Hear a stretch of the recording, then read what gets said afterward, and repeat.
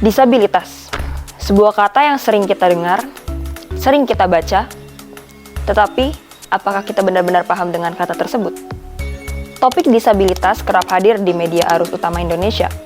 Namun, apakah mereka benar-benar dimanusiakan atau hanya sekedar dijadikan bahan cerita? Halo, saya Nurin. Pada episode kali ini, kami akan membahas bagaimana isu disabilitas dikemas oleh media online di Indonesia, serta sejauh mana etika jurnalistik tersebut diterapkan. Selengkapnya di Jejak Inklusi, episode ketika media lebih sibuk mengisahkan cerita, bukan subjek yang setara. Penyandang disabilitas di Indonesia mencapai sekitar 10% dari total penduduk, atau sekitar 27 juta jiwa. Sebagai kelompok rentan, mereka kerap mengalami labeling dan diskriminasi. Media online di Indonesia juga tidak lepas melakukan tindakan labeling terhadap penyandang disabilitas. Padahal, media memiliki fungsi yang strategis dalam membentuk persepsi publik dan mendorong inklusi. Dalam pemberitaan kriminalitas, penyandang disabilitas kerap muncul dalam dua posisi, sebagai pelaku atau sebagai korban. Bagaimana cara media online membingkai pemberitaan tersebut dapat menjadi perdebatan. Saat berita memposisikan penyandang disabilitas sebagai pelaku, kami menemukan adanya berita yang mencantumkan informasi pribadi pelaku disabilitas secara rinci. Dalam berita tersebut, dicantumkan alamat pribadi pelaku sampai identitas pelaku sebagai mahasiswa semester 7. Pada dasarnya, serta-merta tidak boleh disebutkan sih, tergantung dari situasinya seperti apa. Karena kadang-kadang penegak hukum juga ngutipnya juga vulgar juga gitu, bahkan menunjukkan alamatnya. Meskipun kita berhak untuk menyensornya gitu. Pasal 9 Kode Etik Jurnalistik menegaskan bahwa kewajiban wartawan untuk menghormati hak kehidupan pribadi narasumber kecuali benar-benar untuk kepentingan publik. Dalam konteks ini, pertanyaan utamanya bukan apakah informasi itu benar, melainkan apakah informasi tersebut relevan dan perlu diketahui untuk publik. Dalam elemen jurnalisme, elemen ketujuh, jurnalisme harus memikat dan relevan. Daya tarik berita tidak boleh dibangun dari detail identitas yang bersifat sensasional. Nah, makanya itu kita lihat dari konteksnya beritanya kayak apa. Kalau memang dia misalnya dalam pencarian gitu, ya bisa jadi disebutkan gitu. Di sisi lain, saat penyandang disabilitas diposisikan sebagai korban, media kerap terjebak pada kronologi yang terlalu detail dan menggunakan bahasa yang cukup vulgar. Kronologi kekerasan digambarkan secara gamblang, mulai dari tindakan menyeret korban serta pemukulan, tanpa pertimbangan dampak psikologis bagi korban. Alih-alih memberikan pemahaman kepada publik, penyajian detail semacam ini justru beresiko memicu ulang trauma dan menggeser fungsi media dari memberi informasi menjadi mengeksploitasi penderitaan. Kalau yang itu sangat vulgar, kekerasan, kemudian apapun bentuknya kekerasan, bahkan ada unsur-unsur saranya terkait dengan kejahatan itu, ya mestinya dihindari. Tidak bisa disebutkan detail, bahkan beberapa kasus juga kita pernah tidak usah ditulis secara vulgar, tapi garis besarnya saja. Baik itu korbannya disabilitas maupun tidak, itu otomatis akan ada sensor gitu. Dalam pasal 2 huruf F, Kode Etik Jurnalistik, ditegaskan bahwa wartawan wajib menghormati pengalaman traumatik narasumber dalam penyajian gambar, suara, maupun teks. Sebaiknya secara etika jurnalistik itu dipatuhi ya, meskipun juga mungkin ada wilayah yang kita bisa menerjemahkan itu meskipun tidak detail disebutkan dalam kode etik itu gitu ya. Kode etik bahkan ada petunjuk dari Dewan Pers untuk penulisan soal disabilitas itu ada. Cuman kan namanya petunjuk itu kan tidak semuanya sedetail apapun, kan belum tentu kasusnya itu cocok dengan itu gitu ya. Selebihnya adalah kalau memang itu belum diatur di situ, kembali ke bagaimana jurnalis itu sendiri menyampaikan dan bertanggung jawab atas produk-produk jurnalistiknya agar tidak merugikan orang, baik pelaku atau korban, yang apalagi yang disabilitas gitu. Jika dilihat dari 10 elemen jurnalisme, pada elemen ketujuh, jurnalisme harus memikat dan relevan. Namun daya tarik tidak boleh dibangun dari sensasi dan eksploitasi penderitaan. Namun jika ditelaah lebih dalam, muncul pertanyaan penting. Apakah apresiasi tersebut benar-benar memanusiakan atau justru menciptakan label baru yang lebih halus?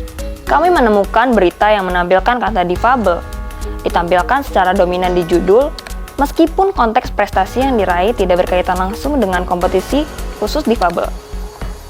Penekanan ini menimbulkan pertanyaan di satu sisi. Media ingin menunjukkan bahwa penyandang disabilitas juga mampu berprestasi, namun di sisi lain, kondisi fisik justru dijadikan daya tarik utama, bukan capaian dan kerja keras atlet itu sendiri. Pasal 8 Kode Etik Jurnalistik secara tegas melarang penulisan berita yang berdasarkan prasangka atau berpotensi merendahkan martabat orang yang dianggap lemah, termasuk penyandang disabilitas.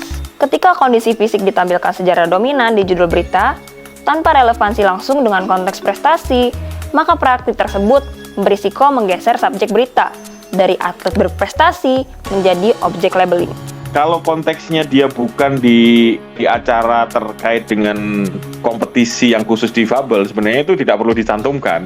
Ini maksud penulis itu saya tahu itu untuk mengundang tertarik untuk mengeklik berita itu gitu. Di judul itu sebenarnya kalau menurut saya tidak perlu, tapi bahwa mungkin di kalimat berikutnya ada penjelasan bahwa ini adalah pemenang di disabilitas apa gitu, mungkin bisa disampaikan di kalimat-kalimat yang mengikutinya ya, berikutnya ya, diisi beritanya. Kalau melanggar dan tidak melanggar mungkin debatable lah ya, masih debatable, tapi kurang pas saja gitu, kurang relevan itu.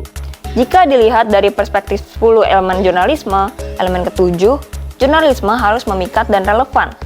Daya tarik berita seharusnya dibangun dari prestasi, proses, dan dampak capaian atlet, bukan dari kondisi yang tidak relevan dengan isi berita.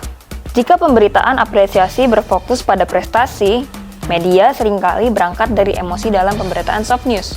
Pertanyaannya, apakah emosi ini memperkuat pemahaman, atau justru menutupi isu yang lebih penting? Pada berita berjudul Momen Haru, pengendara tunarungu di Riau terima helm disabilitas untuk dukung keselamatan.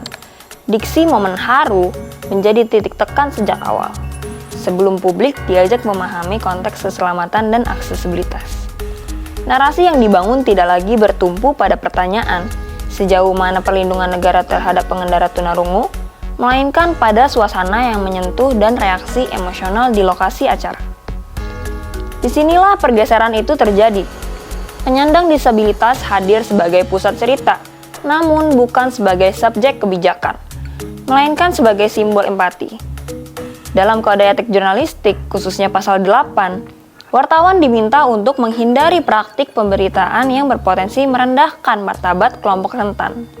Penekanan emosi yang berlebihan, meskipun terlihat positif, dapat menjerumuskan media pada labeling yang lebih halus. Jika ditarik ke dalam 10 elemen jurnalisme, elemen ketujuh menegaskan bahwa jurnalisme harus memikat dan relevan. Namun relevansi tidak dapat digantikan oleh rasa haru. Nah, kalau momen haru itu menurut saya itu gimmick aja ya, gimmick untuk menggambarkan seberapa kuat efek dari pemberian helm itu gitu semua, sehingga pembaca menjadi tersentuh gitu ya, bahwa oh ada nih orang disabilitas yang diberikan kebutuhan gitu secara cuma-cuma oleh sebuah lembaga atau manusia dermawan gitu ya. Daya tarik seharusnya dibangun dari informasi yang memperluas pemahaman publik, bukan sekedar menyentuh emosi sesaat.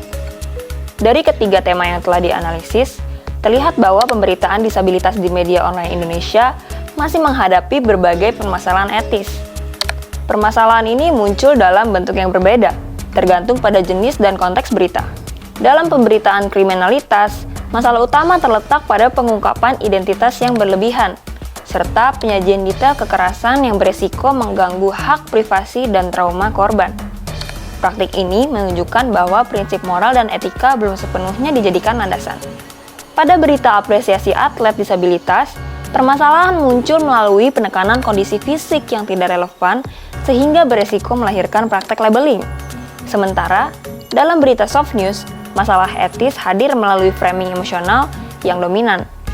Tanpa disadari, dapat memposisikan penyandang disabilitas sebagai objek simpati, bukan subjek yang setara. Secara keseluruhan, temuan ini menunjukkan bahwa penerapan kode etik jurnalistik dan 10 elemen jurnalisme masih memerlukan penguatan, khususnya dalam pemberitaan terhadap kelompok rentan. Ada kelalaian-kelalaian karena terbawa emosi tadi itu pasti ada. Karena pengen dapat klik yang banyak, views yang banyak, terus kemudian mengekspos sesuatu yang sebenarnya tidak perlu gitu.